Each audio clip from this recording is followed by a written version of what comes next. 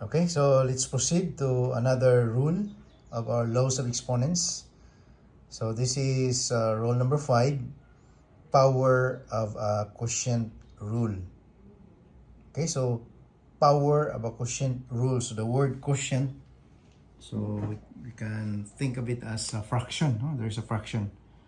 So the quotient of x and y, when you raise this fraction into a power, say power m or exponent m, this is the same as x to the power m divided by y to the power m.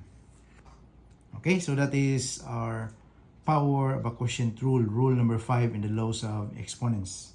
For example, if you are given, say, x divided by y raised to power 4, so this is the same as x to the power 4 divided by y to the power 4. So take note that we cannot use the previous rule to combine them because they have different bases. So this is the final answer.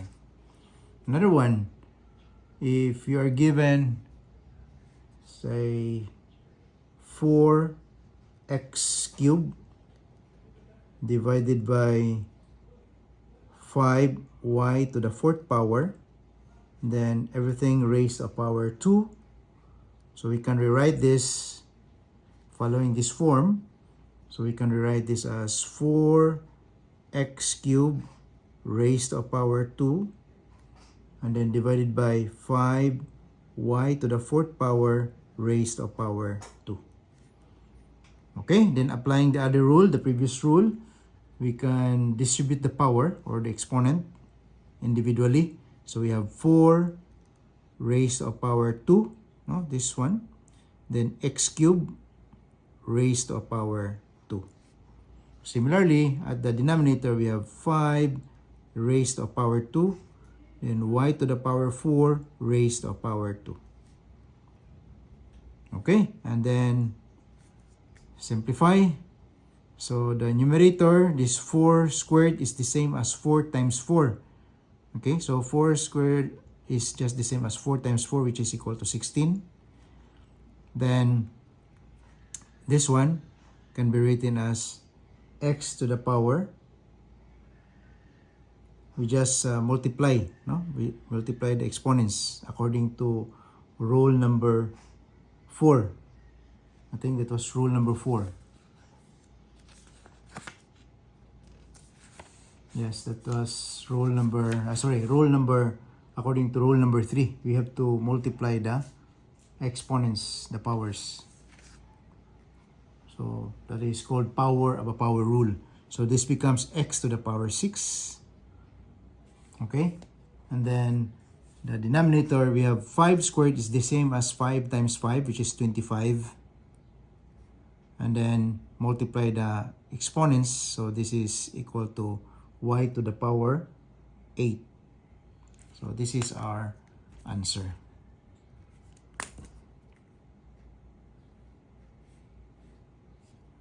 Another example. If you're given, say, x to the power 8, multiply the quantity x times y squared, then everything raised to power 4, divided by quantity 2 times x squared, and then raised to power 4. So we can rewrite the numerator. We just copy the first factor, x to the power 8, and then apply the rule number 3. That is the power of a power rule. So we have to distribute this power. So we have x to the power 4. Okay. Then we have y squared to the power 4. So we are distributing the power individually to the contents of this quantity. And then the denominator, we do the same. We distribute the power. We have 2 to the power 4. Then x squared to the power 4. Okay. Then the numerator can be written as x to the power 8, then times x to the power 4, then you multiply the powers or the exponents. So this is equal to y to the power 8.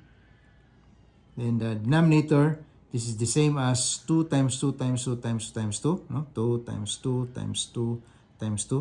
2 to the power 4. There are 4 2's being multiplied. And then this one, apply the rule number 3, power of a power rule. So we have to multiply the powers. Okay, so 2 times 4 is equal to 8. Alright, so if you look at the numerator has x to the power 8. Denominator also has x to the power 8. So we can, since this is numerator, this is denominator, so we can cancel this out. Or that's equal to 1 when you divide. Okay, so what is left at the numerator is only x to the power 4, y to the power 8, divided by 2 times 2, 4 times 2, 8 times 2, 16. Okay, so this is our final answer. So that's our example C. So let's try this other example D.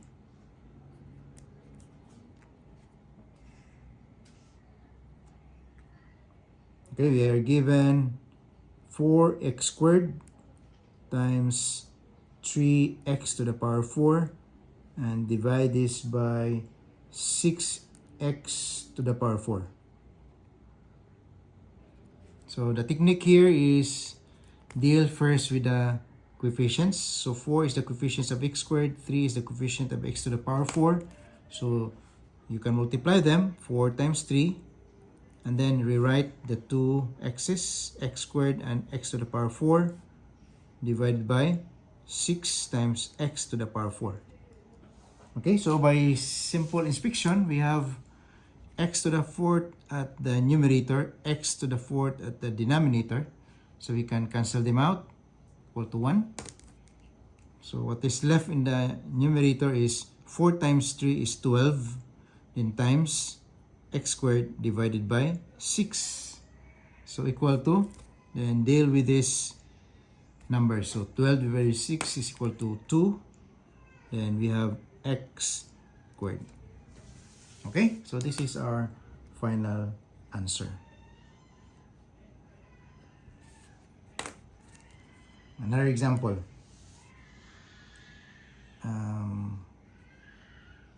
B, C, D, E. So if you're given, say, 2x squared, quantity 2x squared raised to the power 3, then divided by, now we divide this by 4x squared. So this given can be transformed or expressed in another way. We can do this as 2x squared quantity, then raised to the power 3, then over, so this divide means over 4x squared. Alright, then apply the previous rules. So the numerator can be written as 2 to the power 3, then x squared to the power 3, divided by 4x squared. So the numerator can be written as 2 times 2 times 2. No, that's what is meant by power 3. So there are 3 2's. And then we have x squared times x squared times x squared divided by 4. Then we have x squared. So we have x squared at the numerator, x squared at the denominator. So this is equal to 1. So what is left here is 2 times 2 times 2 is equal to 8. Then we have x squared times x squared divided by 4. And then we can combine this by the law of exponent number 1. So we have 8 divided by 4, then x to the power. So you just add the powers, which is equal to 4, or simply equal to 2x to the power 4. So this is our final answer. Okay, so that's the second to the last example. So the last one, we have x to the power 8. X to the power 8 divide this by x cubed raised to a power 2. So again, this can be transformed, or this can be expressed in another way as x to the power 8 divide this by x to the power 3 raised to a power 2. Alright, then applying the rules, we have x to the power 8 divide this by, so we can multiply the power, which is 3 times 2, x to the 6, or simply using low number 2, so x to the power, you subtract. Okay, so equal to x to the power 2. So this is our final answer. Okay, so that's all. If you have any question, you may leave your questions or comments in the comment section below. Thank you.